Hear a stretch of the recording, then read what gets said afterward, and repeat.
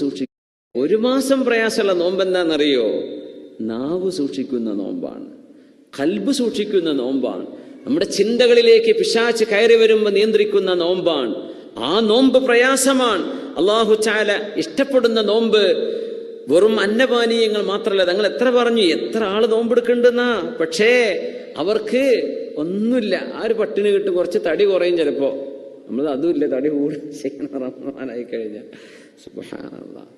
അപ്പോ ചിലർക്കെങ്കിലും അന്നപാനീയങ്ങൾ ഉപേക്ഷിക്കുന്ന ഉപകാരം കിട്ടിയേക്കാം, വേറെ ഒന്നും നോമ്പെന്ന് കിട്ടാണ്ടാവില്ല. നോമ്പിൽ ഏറ്റവും എളുപ്പമുള്ള നോമ്പ് ഏതാണെന്നറിയോ? ഭക്ഷണം വെള്ളം ഒഴിവാക്കുന്ന നോമ്പ്. അതന്നെ ഏറ്റവും എളുപ്പമുള്ള നോമ്പ്. പ്രയാസമുള്ള നോമ്പ് ഏതാണെന്നറിയോ? നമ്മുടെ നാവും നമ്മുടെ മൈൻഡും നമ്മുടെ കൽബും നിയന്ത്രിച്ചുകൊണ്ട് അന്നവും വെള്ളമൊക്കെ ഒഴിവാക്കുക. വെറും അന്നം വെള്ളം ഒഴിവാക്കുക ഒരു പണിയില്ല. അഹ്വനസ്സൗം എന്ന് പറഞ്ഞ